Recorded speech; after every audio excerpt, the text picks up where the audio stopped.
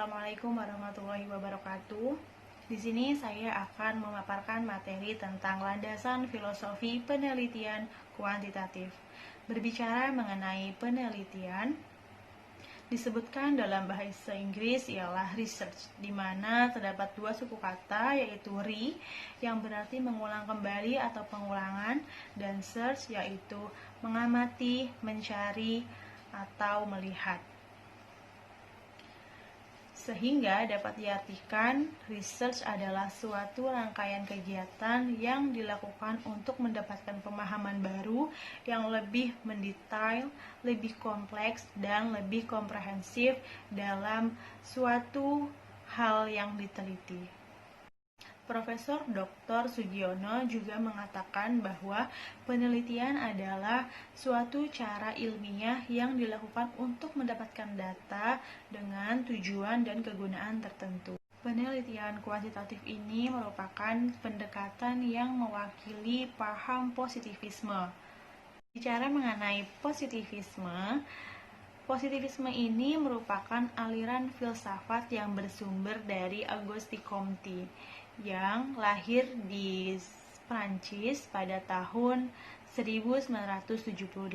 Salah satu buah pikiran yang sangat penting di dalam aliran positivisme ini adalah tentang tingkatan cara berpikir manusia dengan alam semesta, di mana tingkatan tersebut ada 3, yaitu yang pertama tingkatan teologi, tingkatan metafisik, dan tingkatan positif. Dengan memperhatikan tahapan-tahapan di atas yang tadi sudah disebutkan, nampak istilah positivisme ini lebih mengacu kepada tahapan yang ketiga, yaitu tahap atau tingkatan positif, di mana memang tingkatan positif ini lebih tinggi, tahapan tertinggi dibanding tahapan yang lainnya. Oleh karena itu, filsafat positivisme ini merupakan filsafat yang anti metafisik, di mana artinya yang berarti hanya fakta-fakta saja yang dapat diterima. Segala sesuatu yang bukan fakta atau gejala itu tidak memiliki arti. Assalamualaikum warahmatullahi wabarakatuh. Perkenalkan, nama saya Adel Rahmayani. Saya dari kelompok 2. Di sini saya akan melanjutkan pembahasan tentang filosofis metode kualitatif. Sebelum kita mengetahui apa itu metode kualitatif, sebaiknya kita harus memahami dulu tentang filosofis di balik metode kualitatif tersebut. Nah, di sini sebelum memulai penelitian kualitatif, para peneliti harus memiliki pemahaman tentang asumsi filosofis kualitatif tersebut. Nah, di sini yang dimaksudkan itu adalah pemahaman tentang hal ini bisa dimulai dari menaksir di mana posisi asumsi filosofis tersebut di dalam penelitian, lalu mencatat peran pentingnya sebagai salah satu unsur penelitian. Kemudian memikirkan bagaimana menulis asumsi filosofis tentang permasalahan tersebut, apakah aktif atau tidak, lalu kita bisa masukkan ke dalam suatu riset. Nah, di sini yang dimaksudkan itu adalah kita harus tahu, kita harus mengerti apakah hal yang kita teliti itu bisa masuk atau bisa diteliti dalam metode penelitian kualitatif. Lalu ketika kita bisa memilih suatu permasalahan alamiah dan kita teliti dengan metode penelitian kualitatif ini, kita harus mencatat, lalu kita masukkan ke dalam riset. Hal-hal apa saja yang harus kita catat dalam unsur untuk mengetahui hasil di akhir. Nah, terus yang dimaksudkan dengan metode penelitian kualitatif itu adalah penelitian yang bermaksud untuk memahami fenomena alamiah. Penelitian ini yang dialami oleh subjek penelitian, misalnya itu perilaku, persepsi, motivasi, tindakan, dan lain-lain, dan dengan cara mendeskripsikan dalam bentuk kata-kata dan bahasa. Nah, pada suatu konteks yang khusus, yang alamiah, maksudnya ini adalah masalah yang ilmiah yang dialami oleh perilaku individu tersebut. Nah, kemudian secara konteks itu kita memanfaatkan berbagai metode alamiah atau metode alami. Kemudian setelah kita sudah melakukan penelitian tersebut, penelitian kualitatif merupakan penelitian yang digunakan untuk menyelidiki, menemukan, menggambarkan, dan menjelaskan kualitas atau keistimewaan dari pengaruh sosial yang tidak dapat dijelaskan, diukur, digambarkan, atau secara dijelaskan melalui pendekatan kuantitatif. Nah, karena penelitian kualitatif ini bersifat alamiah, jadi digunakan untuk menggambarkan secara umum tentang apa saja yang kita teliti. Nah, kemudian di dalam tahapan-tahapan metode kualitatif, sebelum kita memulai metode tersebut, kita ada 5 tahapan. 5 tahapan kualitatif tersebut, yang pertama itu adalah mengangkat permasalahan. Mengangkat permasalahan yang kita maksud adalah kita harus memastikan permasalahan tersebut apakah bisa kita suatu riset, apakah bisa kita lakukan dengan metode kualitatif. Lalu kedua, memunculkan pertanyaan penelitian. Pertanyaan apa saja yang harus kita tanyakan untuk memecahkan suatu permasalahan di dalam penelitian tersebut. Lalu mengumpulkan data yang relevan. Apakah data yang kita ambil dan data yang kita teliti itu hasilnya realistik atau tidak. Lalu keempat, melakukan analisis data. Yang kelima itu adalah menjawab pertanyaan penelitian. Apakah pertanyaan penelitian itu sudah bisa kita samakan dengan hal-hal yang kita sudah teliti. Jadi kita samakan apakah hasilnya itu bisa sama, hasilnya bisa terpecahkan atau tidak.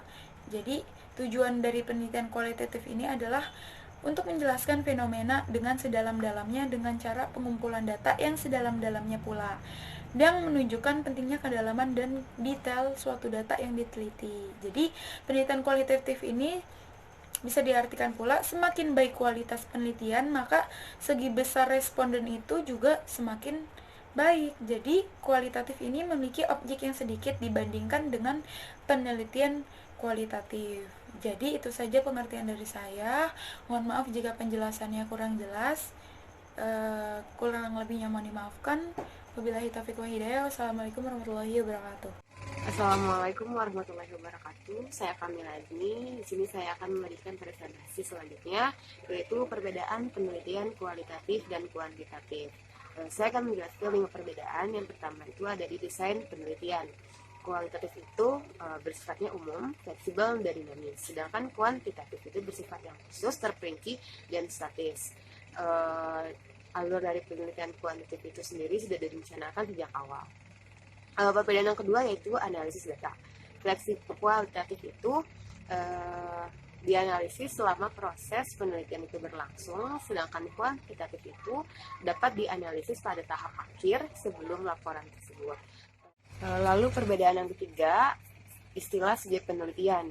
Kualitatif itu penelitiannya itu disebut dengan narasumber. Kalau misalkan kuantitatif itu penelitiannya biasa disebut dengan responden. Perbedaan yang keempat, cara memandang fakta.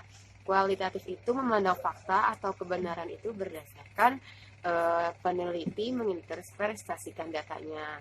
Hal ini dikarenakan ada hal-hal kompleks yang tidak bisa sekedar dijelaskan oleh angka, seperti perasaan manusia. Kemudian kuantitatif itu penelitiannya memandang fakta atau kebenaran pada objek penelitian di luar sana. Jadi peneliti itu harus netral dan tidak memihak. Perbedaan yang kelima adalah pengumpulan data. Kualitatif itu berfokus pada sesuatu yang tidak bisa diukur oleh hitam-putihnya kebenaran. Jadi penelitian kualitatif ini mengorek data sedalam-dalamnya atas hal tertentu. Sehingga kualitas di penelitian kualitatif ini tidak bisa ditentukan oleh banyaknya narasumber yang terlibat, tetapi seberapa peneliti menggali informasi-informasi spesifik dari narasumber tersebut. Berbeda dengan kuantitatif, kuantitatif ini dilakukan dengan menggunakan serangkaian instrumen atau kuesioner, dan kuesioner itu dikonversikan menggunakan kategori atau kriteria yang sudah ditetapkan. Jadi kualitas dari penelitian kuantitatif itu ditentukan oleh banyaknya responden peneliti yang terlibat. Assalamualaikum warahmatullahi wabarakatuh. Nama saya Nanda Kofifah. Di sini saya akan menjelaskan materi yang telah disampaikan oleh rekan kami sebelumnya. Sebelumnya terima kasih sudah memperhatikan presentasi kami dari awal sampai akhir ini. Nah, pada kesempatan kali ini saya akan membahas materi paling terakhir dari pembahasan kita hari ini, yaitu fungsi penelitian kualitatif dan kuantitatif. Pertama-tama, tadi kita sudah membahas apa itu pengertian penelitian kuantitatif dan kualitatif.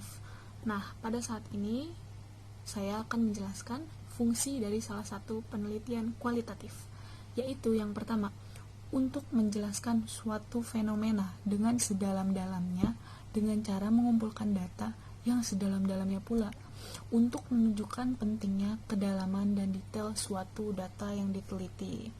Itu yang pertama. Yang kedua adalah umumnya mencakup informasi tentang fenomena utama yang dieksplorasi dalam penelitian dan lokasi penelitian tersebut. Tujuannya, penelitian kualitatif juga bisa menyatakan rancangan penelitian yang dipilih.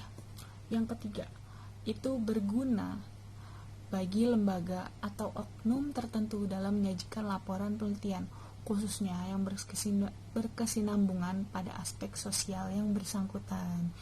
Berikut itu sebagian besar dari fungsi metode penelitian kualitatif. Nah, setelah kita membahas fungsi dari penelitian kualitatif, sekarang yang kedua itu kita membahas fungsi penelitian dari kuantitatif. Yang pertama itu untuk mendapatkan jawaban sesingkat-singkatnya dari pertanyaan yang sesuai dengan rumusan masalah, sehingga tujuan ini terpusat pada arah penelitian yang bisa dilihat dan sesuai dengan arah hipotesia penelitian. Jadi seperti yang kita tahu, penelitian kuantitatif itu berpusat pada ilmu pengetahuan yang sumbernya itu terdapat dari buku. Makanya dari fungsi dari penelitian kuantitatif ini untuk mendapatkan jawaban sesingkat-singkatnya dari penelitian yang dilakukan. Yang kedua, digunakan sebagai cara untuk meneliti berbagai aspek dari pendidikan. Istilah penelitian kuantitatif sering digunakan dalam ilmu-ilmu sosial untuk membedakan dengan penelitian kualitatif. Ya, benar ya adanya bahwa ilmu dari pendidikan itu sendiri itu kan terdapat dari buku-buku. Berarti sebagian besar ilmu pendidikan seperti ilmu sejarah, statistika, matematika itu bisa dibilang termasuk dalam penelitian kuantitatif karena ada sumber terpercaya atau rumus atau pakemnya yang sudah mutlak ditentukan sejak dulu. Nah, fungsi yang terakhir, yang ketiga dari fungsi penelitian kuantitatif yaitu penelitian dengan fakta dan format terstruktur mengenai poin yang akan diteliti, bisa dimanipulasi dan pengumpulan data tertulis.